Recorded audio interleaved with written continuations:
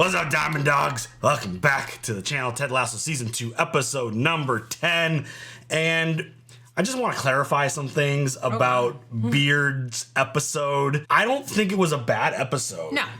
I think it was fun. I think it was entertaining. I think my facial expression was just kind of like, what the fuck is going on the entire time? Same. Mainly because, and there's one very clear reason for that, coming off of Man City and all of the really heavy shit and insanely emotional storylines that played out in that episode, I personally wanted to follow up to the majority of those storylines. And I don't think the Beard episode was bad. I think it was just highly misplaced. And I know Apple added like 2 more episodes once everything was done and they needed to squeeze some stuff in. And this was one of those episodes. But it's just one of those things to where that Ted reveal, the conversation with Dr. Sharon, the Jamie and Roy situation, like Jamie's response to what happened, Rebecca and Sam, like there's so many things that went down. And obviously when that episode ended, I was very curious about like what Beard was referring to when he was in his mood, but it was probably last on my list in terms of stuff I wanted to see immediately. Yeah. So that's the only reason for that reaction. And again, I think that episode, when we're all done in context to the entire universe, will hit differently. But coming off of Man City, I wanted more follow-up on some of the really important, heavy stuff that went down in that episode. Yes. Because that was arguably top 1 or 2 episodes that we've seen so far in terms of emotional impact and just the steps that people took in this episode in terms of their healing or their relationships or whatever it is that they're personally dealing with. It was a massive episode. And again, just throwing out an episode where we focus on basically one character. I mean, obviously the like pub guys were there too, and they had a really great moment being able to go on the pitch and have fun there.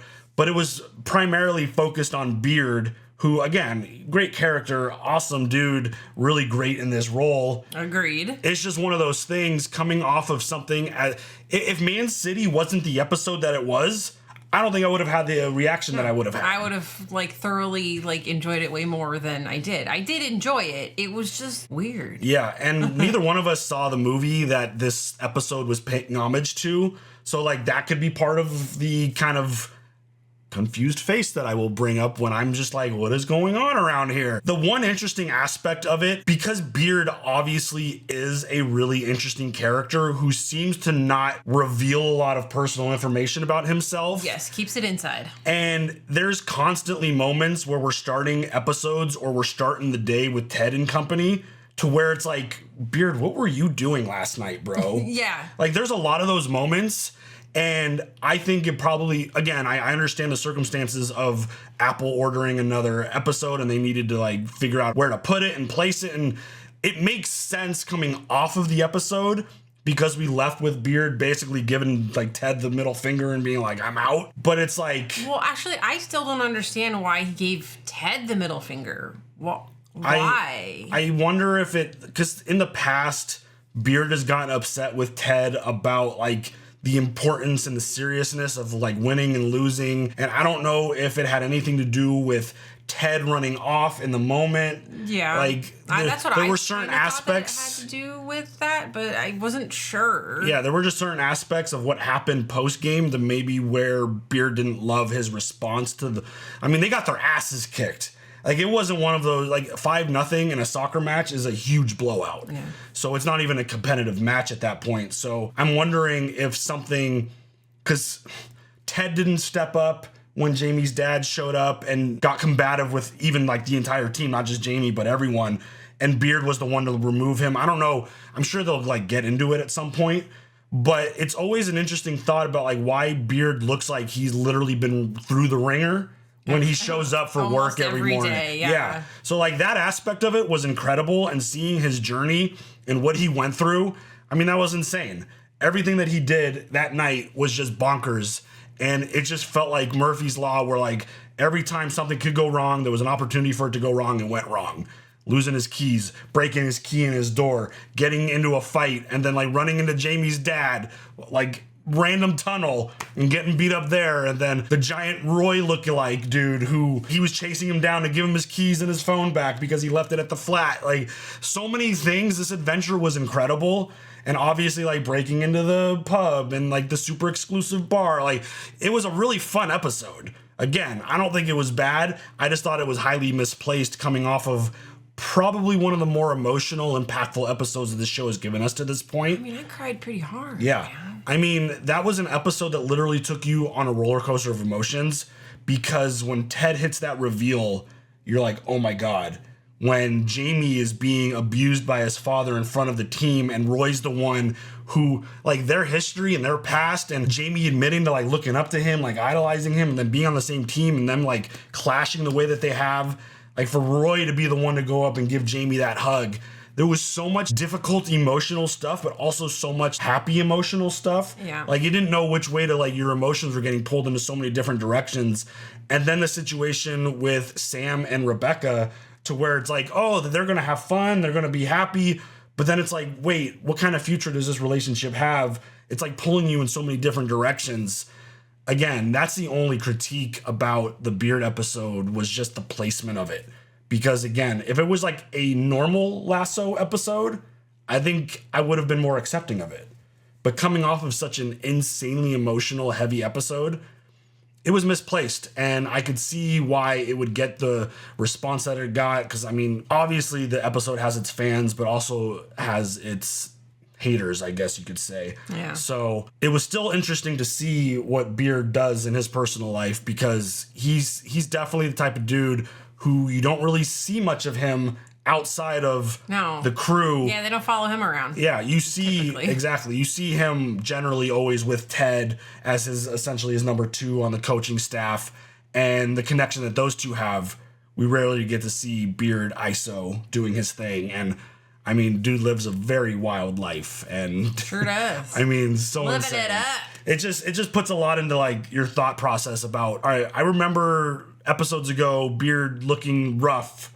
And I'm like, obviously he drank from the wrong tea kettle that one time and had mushroom tea or something, was tripping. So, like, you got some stuff going on here. So he's highly entertaining, obviously. That's not a question. But that was just the thought process on the episode. And, I mean, I'm going to assume that this one is going to take us back on track in terms of those other storylines and see where we go from Or there. do we, because like, glaze over it completely? I would be really kind of no shot. disappointed if we kind of glaze over it, because I need to know things. There's no way that they're going to glaze over the stuff that happened in Man City, because I think Ted took a massive step forward in terms of his relationship with Dr. Sharon and speaking about the stuff that he's been through and why he acts the way that he does. And maybe it's an opportunity for him to start healing. And I mean, Dr. Sharon almost died. She got into an accident on her bicycle and had to go to the hospital, and there was a puddle of blood there, so she, like, needed stitches. And I mean, she was concussed. The head bleeds like crazy. So, like, even she's dealing with her own stuff. And I mean, we heard that she was talking to her own therapist or whoever that was on the phone, because I'm sure dealing with patients is heavy work for a therapist, obviously. Yeah. So she's dealing with her own stuff. Like, there was just so many things in that episode that they're definitely gonna, I mean, it might not all happen right now. No. But it's going to be, there's going to be stories that will absolutely be sprinkled through, and we're going to get conclusions to everything at some point, because the show is phenomenal in its storytelling, and they do a really great job with it. So I'm ready for episode 10. You got anything else before we jump into it? No. Let's go. Right into Rebecca's situation. Should we tell people about us? I'm enjoying the secrecy. Sneaking around at work. Doesn't it feel scandalous and fun? It's so stressful. I'm going grey. I have not seen one grey hair anywhere. It's not on my head. It's not down there. Problem solved. Okay, they're adorable. If we told people about us, then I could do this in public. You are not going to let this one go, are you? No, I am not. So this is happening for a little while now. We've had a little bit of a jump, and they are keeping it quiet. Where are we going? How about Greece? Whoa. Hi. Sam, you remember my mother? It's a pleasure to formally meet you, Deborah. I sincerely wish I wasn't in my boxers. And like clunky exposition, they leave very little to the imagination. Sorry. Right, okay, that's all the pleasantries out of the way. So come on, Mother. What's my father done this time? He died. Oh, shit. What? Also, I do not like her mother. God damn. I mean, does she ever show up just to, like, hang out with her daughter? No, Or is she there just- always something going on? She needs something. So, based off the title, does that mean Rebecca and Sam aren't getting married and the funeral is Rebecca's dad? That's awful. So where do you think her father is right now? In the drawer of a funeral home? I mean, like, spiritually. In the drawer of a funeral home? You know, growing up, I used to believe that if you did good things, you went to heaven. You did bad things, you went to hell. Nowadays, I know we all just do both, so wherever he is, I hope he's happy. I like to imagine a heaven where animals are in charge and humans are the pets. Oh, interesting. I like to spend eternity curled up in front of a fire at Cindy Crawford's feet. I'd like to be reincarnated as a tiger and then ravage anyone who looked at me wrong.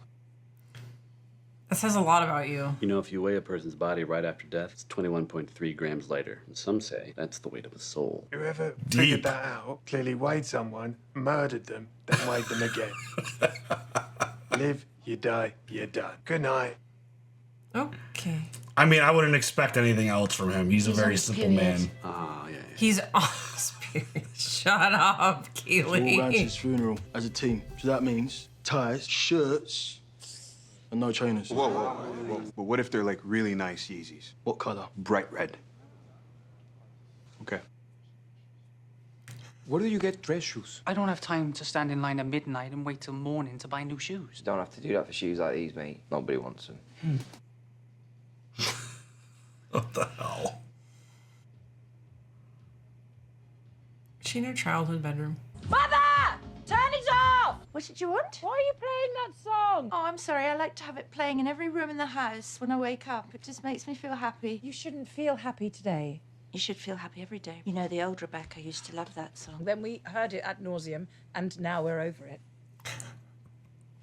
Once I love something, I love it forever. What? Well, I'm not sure about that. Good morning, Vicky! Oh! I love her so much.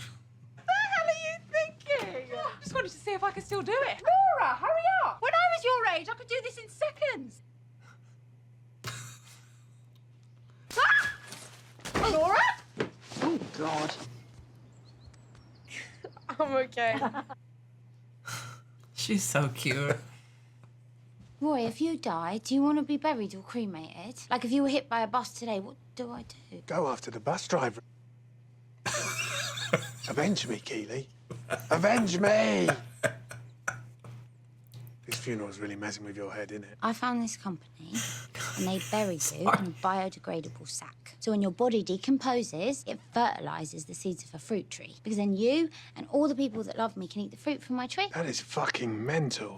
Coming from the guy that wants me to ruin a bus driver's life just because he killed you, swerving to avoid a child. I didn't know about a fucking child.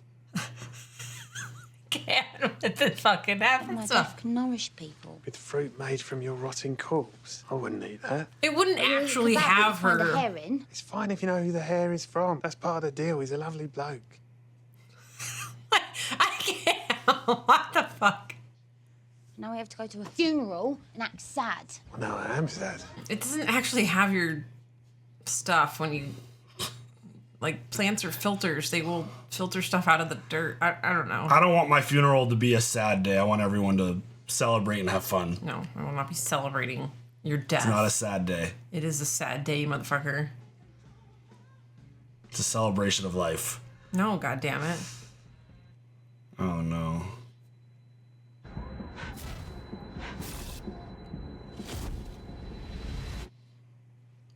Oh dear.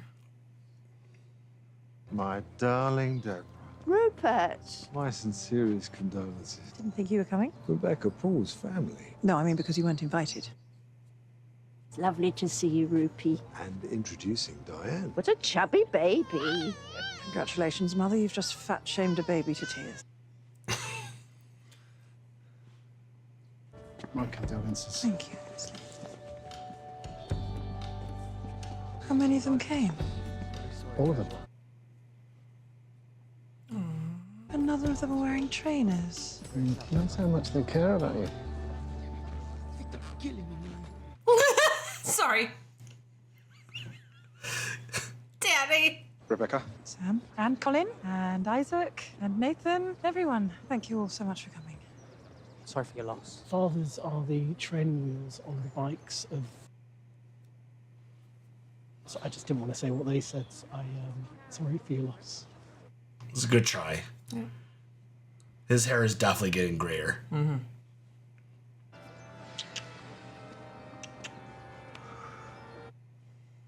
Where's Ted? Did he not make it? Sassy. Decrepit shitbag. Love her. Let's let bygones be bygones, eh? No, I've got a motherfucker. daughter now. I've changed. Oh, right. Having a daughter erases all the shitty things you've done to women in your lifetime. I think about your death every single day. I love Sassy so much. I'm going to wear red to your funeral. I will be a beacon of joy to the other 3 people there. Always a pleasure, Sassy. Fuck off and Yes! die, Rupert. Yes! Love her. Fucking awesome. Good morning, Ted. Okay. Ted, you're okay. Just focus on your 4-7-8 breathing. You can, come on. Just breathe. I'm on my way. Shit. Making it about himself. That baby sucks. You don't have to say that for me. Oh my god. That baby's whack. I hate it. I love her so much. I'm here for you, whatever you need. Talk about a ride or die. Talking trash about a baby. Oh, left her side. Left her side. You look amazing. Thank you. You're fine. Keep walking. I love them. I want to be friends with them so bad. Funerals are so weird. I was literally talking about that earlier. Do you also want to be a tree when you die? Hell yeah. Or a really stupid dog. Either one is a great life. So where's Ted? Sassy and Ted sitting in a tree. I love her. But I think Rebecca is secretly dating someone. What? Like weeks. Is today an inappropriate day to inquire / badger her into telling us who? We'll never know unless we try. Is that a fucking apple? Yeah, I got it from a tree outside. Tastes like dead people. Sorry. It's surprisingly delicious. Such a dick. Cheer up, Keely. It's a funeral. Oh my god. I can't help it. I hate dress shoes so much, Jamie. I know, muchacho. They ain't made for people like us. They're made for sheep. Oh, okay. They're made for muggles. Muggles, stop it. When I get home, I will set them on fire and their memory will burn in hell. Jesus has no place in the conversation of these damn shoes. He's so uncomfortable. I can't Oh with this my fucking God. shot. I swear to God. Daddy Ross. Oh my God. Football is life. Dress but shoes are not dress life. shoes. No. Dress shoes are death. How you feeling, Ted? I'm better. You know, not great, but better. Good. Because when someone's not great, that allows me to get in there and do my thing. I'll tell you anything. When I was a kid, the only thing I liked about going to church was confession. It was so freeing. Oh my God, one time I made the priest blush and bath at the same time. I have been told to come in and ask you to lower your voices. But I also bought this. Stole it from a little boy in a white robe. Sassy. Jesus' blood right there, girl. Who?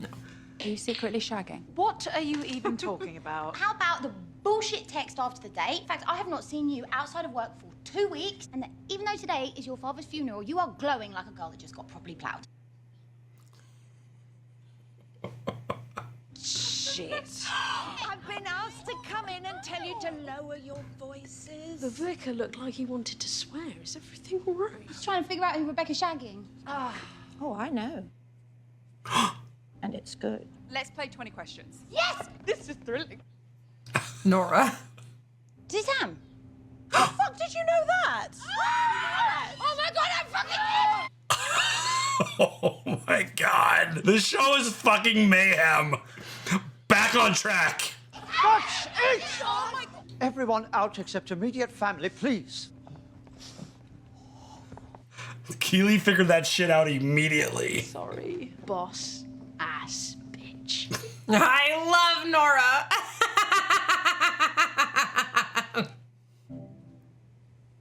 And then you cut to Ted just... It's possible that going to this funeral would trigger memories of going to your own father's funeral. Nope, I didn't go to my dad's funeral. Okay, why not? Because he quit. Oh, dear. You know, he quit on his family. He quit on himself. And I hated him for that. Oh, Ted. I think I still hate him for it. I think you do too, Ted. And that's okay. What happened with your father is a difficult thing for anyone to make sense of, especially his teenage son. Why don't you share with me what happened? Oh, wow. We're getting into some real heavy stuff. Yikes. Poor Ted. I don't want to do a eulogy. It would look awful if you didn't say anything at your own father's funeral. I don't care. I've got nothing nice to say. Dad cheated on you, and I saw it. When you were away, and I was meant to be staying the night with Sassy. I even remember the date. It was Friday the 13th, 1991. In September. I remember the date because me and a bunch of high school buddies were going to do a marathon of all them Jason movies that night. So I, came home from school as usual, and I went up to my room to Nick a bottle of wine from your drinks cabinet, and as we opened the door, I heard bang. We went to investigate. I opened up the door, and there he was. In all his glory, with his ass in the air, with Mrs. Reynolds screaming his name. And Sassy didn't say anything for the first time in her life, and I just Screamed, choked, cried. and came running after me in his dressing gown, begging me to stop, but I just Ran upstairs, called 911. Went to the fridge, grabbed one of his Coors Lights, drank that. Then I called my mom at work and let her know she needed to come home. And the next day when I came back, he said nothing about it. And that is why I'm so fucking angry. It's why I've always hated him. And I still hate him. I know. I know his cheating, all of it. You knew and you did nothing. I know everything. Then I hate you too. I hate you for letting him treat you like that. I'm sorry that happened to you, Ted. Yeah, me too. And I understand why you're angry with him. He took a lot away from you. And my mom. What was he like? He was a good man. Real chatterbox, believe it or not. Probably could have been a little bit better listening box at times. What did you love about him? Why? You told me what you hate about him. I'd love to hear something you remember that made you feel good. When I was in 5th or 6th grade, there was this book called Johnny Tremaine, and our homework for like a month was to read this book. At the end of the month, I hadn't read a lick of it. We had a test. And the night before, I was anxious as all heck, and I couldn't sleep. And my dad starts getting after me about that. And I start crying. And he says, hey, don't worry about it. Next morning, I wake up, and he says, hey, you ain't gonna ride your bike to school. I'm gonna drive you. And on the way to school, he talks me through the entire book like it's a bedtime story or something. Because he stayed up all night, the whole night, reading the whole damn thing, because he didn't want his little boy stressed out over some stupid, silly test. And I ended up getting an A. He was a good dad, and I don't think he knew that. I think if he would have known how good he was at stuff he didn't really care about being good at, I don't think he would have done it. And I wish I would have told him. I wish I would have told him more.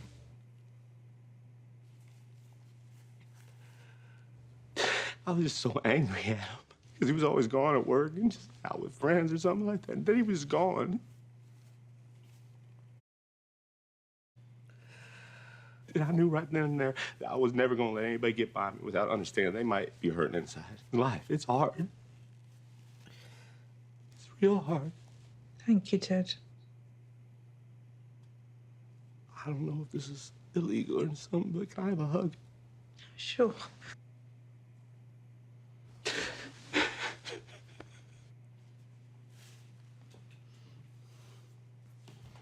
Are you going to charge me for this session? Of course I am. Okay. For the house call. I appreciate your integrity.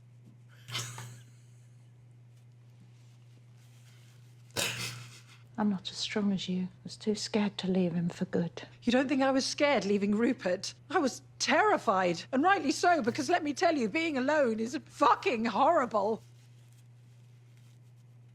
But it's been necessary, because it's actually started to feel rather wonderful. Rupert was a self-righteous shit. Then why are you always so nice to him? Because, my darling, the best way to deal with people like that is to make sure they know they can't get to you. What's more important, being loving or being right? I was so proud of you when you left him. You knew you deserved better. Now I've got a whole lot of baggage, but when I love something, I love it forever, and I loved your father. Even though he treated you like that? Yeah. He wasn't perfect. I didn't need him to be. He always came back. Now I'm actually glad to hear that you hate me. All these years, I thought you didn't feel anything for me. I'll take your anger over your indifference any day. I feel like that's a lesson I talk you through all the time. Don't let people know that they bother you. Just be kind.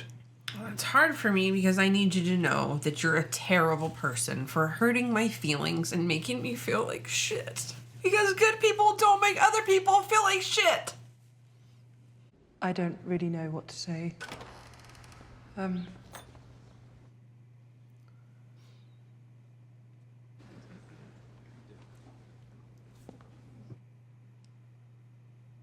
My father was, we're no strangers to love. You know the rules. And so do I.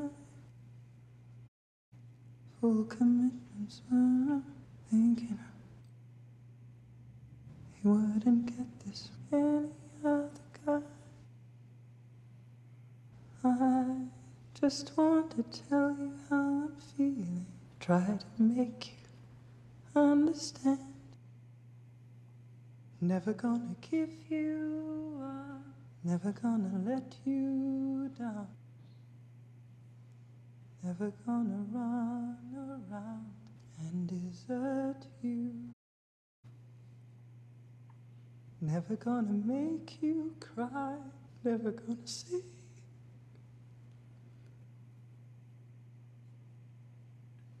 Never gonna say goodbye. Never gonna tell a lie and hurt you. Never gonna give you up. Never gonna let you down. Never gonna run around. Desert you.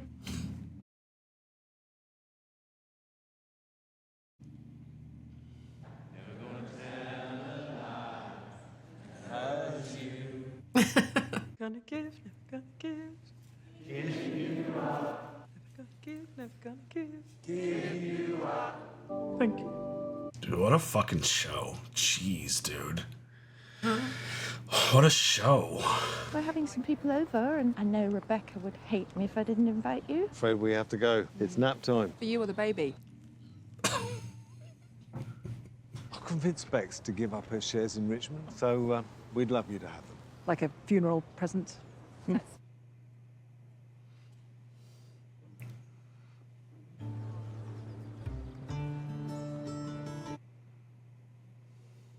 What is this guy doing? Muchísimas gracias. I can feel my toes again. Oh my god. I am so happy we were the same size. Good, me too. You keep those. Your generosity knows no boundaries.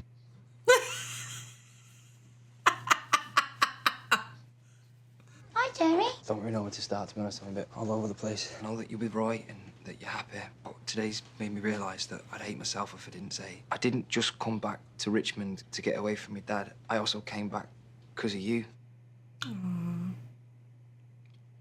I finally think that I'm becoming the best version of myself, the kind of man that you always knew that I could be. I love you, Keela. Sorry. Uh-oh. You scared the shit out of me, too. I was a prick today, making dumb fucking jokes. It's just, death makes me uncomfortable. When my granddad died, I spent every single night for a whole year praying that I could just talk to him just once, or see him just one more time like he was Obi-Wan Kenobi or some shit, and I got fuck all. But it didn't make me realise we only got this one life. I don't want to waste a second of it. I love you, Katie. Aww. I'm sorry.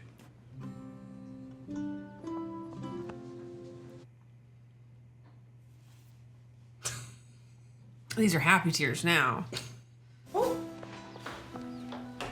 Sam, you're so kind and loving and wise, but... Oh no, I hate big butts and I cannot lie. There's just one thing I can't get past. What is it? You're wonderful. Why is that a bad thing? You could really hurt me. But you can hurt me too. Well, doesn't that scare you? No. Does it scare you? Yes. And I think I need to figure out why.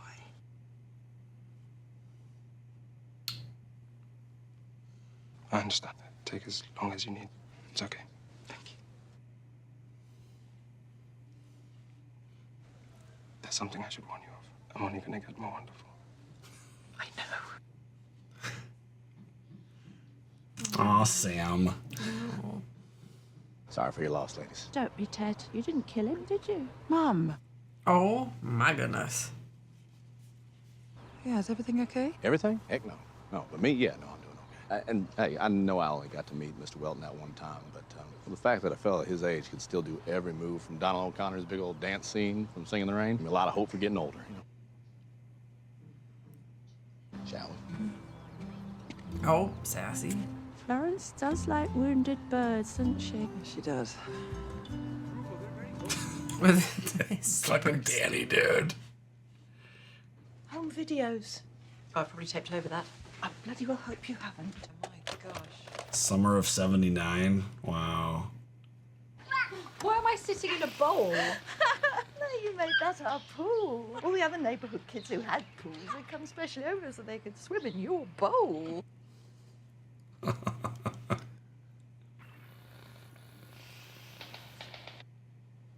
Oh, God. I think you had a bit of a thing for Rick Astley, Mother. Oh, maybe I did. Oh, that's not him, is it? Yeah, of course it is. No, I thought he was black. That's Rick Astley? Yes.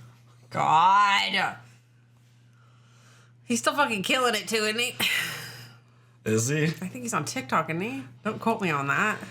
Oh, wow. What an episode. That was Jeez. a lot for me. I mean, Damn it. This show really pulls it out of you. This show literally is flawless when it comes to hitting on every emotion. Because you could literally be laughing your ass off one scene and then crying your eyes out in the next. And case in point, hearing Ted talk about that story about what happened with his dad as they were cutting back and forth between Rebecca talking about finding her dad cheating, like that, them both discussing why they hate considering who they are is just, I felt like that was a really powerful scene, and it was so emotional. I mean, like, as Ted continues to reveal and share and have these talks with Dr. Sharon, I just feel like he continues to move into a better place. Because it's... Who has he shared that with? Nobody. No one. And it's just... The more Ted works on himself, I think the better. And, I mean, the whole premise of what this episode was about, just the loss of a father, it's just very emotional stuff. And regardless of the relationship that you have with your parents, like, this whole episode was really heavy about that stuff. And hearing Rebecca's mom talking about knowing all of his behavior and her being happy that Rebecca hates her because it's better the than hate feeling is nothing. Exactly. There was so much emotion involved here, and I mean, this is this is the kind of, like, when I talk about what I talked about with the beard episode, this is what I was talking about. Following up, I mean, obviously, sometimes it's good to have a break between episodes that are super heavy and emotional, but this is the episode I wanted to follow up with Man City. Just because there was so much going on in this, like, there's so many big storylines playing out that we got a lot of it in this episode. And but now the last episode makes sense now. I mean, it always made sense, but like, you needed a time jump to get from losing to here. Yeah. So now I understand the episode a lot more, which at the time you just don't. And when you haven't seen everything, yeah, you just don't understand why they would put such a weird episode in between these two episodes. And I get it now, and I'm grateful for it. But damn, this episode was a lot. I mean, just the overall, like, the ride or dies that, like, Rebecca has, I mean, with Keely and Sassy, just the distraction that they could provide in terms of being, like, trying to be fun. And I think that's, I don't know if a lot of people have that in their life. Like, do you have someone that you could have a situation like you're dealing with, like Rebecca was specifically in this episode, and pull you into a place to where you're having fun and laughing and having a good time with your best friends? I feel like that's just an incredible thing to have in your life, because sometimes you do need that distraction. And obviously she had that serious moment with her mom, and then when she was giving the eulogy about her dad and then breaking out into the song and Ted showing up mid, and then him continuing the song and getting everyone to, like, sing along with her. Like, that was a really great moment. And I think it just really shows that regardless of the position that Rebecca's in her business life, she has a lot of really good people around her in her personal life. Yeah. And again, I think that's very valuable to have. And I mean, is there going to be any conflict in Keely's head now with Roy That's and what Jamie? I'm thinking. I almost thought that Roy was going to propose right then. That's like how, like, heartfelt it felt. Like, I don't know. I feel like Keely needs to tell Roy what Jamie said. Like, because Do you think there's anything in her that loves Jamie more than Roy? No. You don't think so? No. The reason why I feel conflicted about the situation is because Keely always really enjoyed being around Jamie and always had this, like, he even said it, this certain image of who he can become as a man. And everything that Jamie's been through, I feel like he's getting to that point. And I hope there's no conflict. I hope there's nothing in her brain that makes her question whether she's with the right person. You don't go backwards. You go forward. And Jamie is trying to go forward, and Keely is trying to go forward. And if they get back together, they're going backwards. But not if it's this new version of Jamie. I understand that people can change and all that, and that you hope that people can change. But if you go back to a relationship you were in when you were in your shitty phase, there's always the potential that it could go back to the shitty phase. I think when someone who's as young as Jamie was, you grow and develop and you experience life and you learn and you all can that stuff. Do that with someone new. Yeah. I really like Roy and Keely together. I do too. I think their opposites in terms of their personalities work perfectly. And I just love how, like, he's super blunt. Yeah. And he'll say what he needs to say. He'll say what's on his mind. And then if it was something that didn't fit the environment or the situation, he'll apologize or explain himself. And I love their communication, especially since they had that one kind of hiccup with their communication. I really like them together. I hope Keely doesn't get twisted now in her brain about, like, oh my God, like, Jamie and the relationship they had and, like, the spark that they had and the fact that he's changing as a person and he's maturing and developing into this different person that she envisioned for him. I just, like, who knows where it goes. I hope she sticks it out with Roy and they do. The idea that you mentioned marriage, like, I hope it gets there because I think they belong together. I really like them together. I do too. I love them I think together. their opposites are so attractive to each other. They complement each other perfectly. nicely. Yeah, and so I think that's really good, and they didn't do that on accident. Unless this is just Jamie just getting everything that he's dealing with, like he's shedding the whole layer of everything and being like, I had the moment with my dad, I shedded him off, I got rid of that demon that I had to fight constantly, and it was eating him inside. The idea that he needed to say this to Keely, and now that he said that, maybe that could be a weight off of his back, and he could just continue to grow as a person. Because, again, what happened to him in that locker room after the Man City game, that's unimaginable. And the way that his dad spoke to him and put him down and even put his teammates down, and for him to like step up to his father in that moment was probably the first time he'd ever done that. Probably, yeah. And the fact that he even struck his dad was a massive message. And I felt like a huge accomplishment for him, because at that point you're both adults and you're going to come at me like that. It doesn't matter if you're dad, my friend, it doesn't matter who you are. It's going to come to blows in a situation like that. And again, you never want to resort to violence, but in that moment, I think it's what Jamie had to do. And that was something that he had to defeat, was the demon of his father and the control that his dad had over him. And I feel like the Keely relationship too is another thing that he has to let go. Yeah. And I hope that was him letting it go and just being like, hey, like, I'm dealing with stuff, but I had to say this and I had to move forward. Yeah. So I hope that it's one of those things to where it's not him trying to overstep,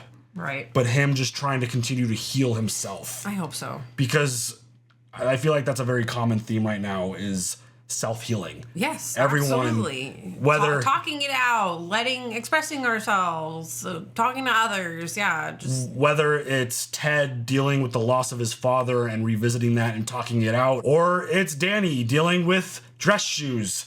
Everyone is trying to self-heal and try to get to a better place. Danny, and I mean, that was shoes, his feet. That was one of those moments that was just such a great change up from like the emotion of the episode. Comic relief in there. Yeah, 100%. Cursing his shoes, he's gonna burn them, and oh my god. And him wearing Rebecca's slippers. But also dress shoes, man. I feel like you just gotta get the right pair, because there's a lot of dress shoes out there now that, and I think I have a pair of them, the inside of the shoe was built like a sports shoe, like an athletic shoe. Your Clarks. Yes. Not but sponsored. like the inside, the part that you don't see, is athletic, comfortable shoe, to where I can literally go run a mile in those things. Well, slow down. I mean, they're that comfortable, but on the outside they look like a dress shoe. Yeah, you just gotta get some of those. You gotta get a big enough toe box, you know? You just don't get the super stiff ones. Get the ones that actually try to promote comfort, because there's a lot of them out there. But like, that's one of those moments where,